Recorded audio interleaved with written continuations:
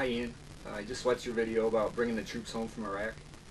I just, I really don't want to make a big long video response to this, but a couple points that I want to make.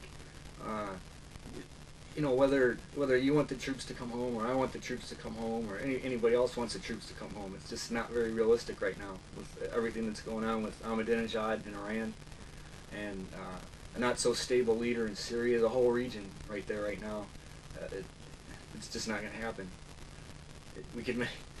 Every single American can make a video saying the troops are coming home, and they're not going to come home this year. So, but I want to tell you one thing. I was a big supporter of going in and taking Saddam Hussein out, but it really had nothing to do with anything that happened after 9/11. With me, it goes further back than that.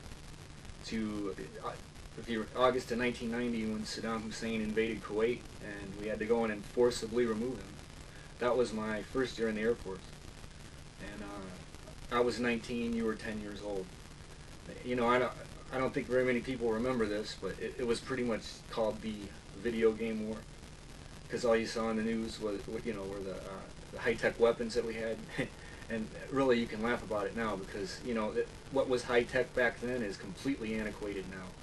So our smart munitions are way better than they were back then, and they were damn good back then. So, but the point that I'm trying to make here is,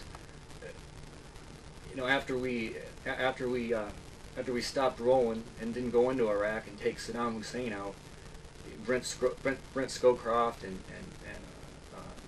the Joint Chiefs of Staff told President Bush that Saddam Hussein probably wouldn't survive, and that his own people would take him out.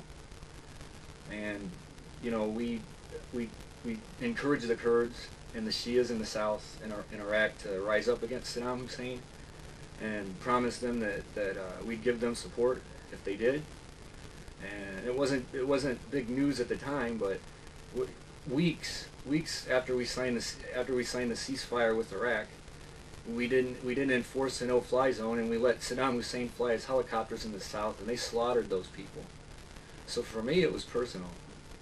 I mean, we owed a big debt, especially to the Kurds, because the Kurds have never ever given up on us till this day. And if you look in the northern part of Iraq and the southern part of Iraq, you don't see it on the news a lot because there's not a lot of news there. I mean, the Kurds are doing pretty well in the north.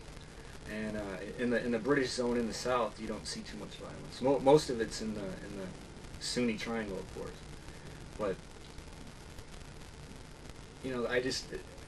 I just want to tell you that it's not very realistic that we're going to make some videos on here and the troops are going to come home. So if you want, we can talk about this more.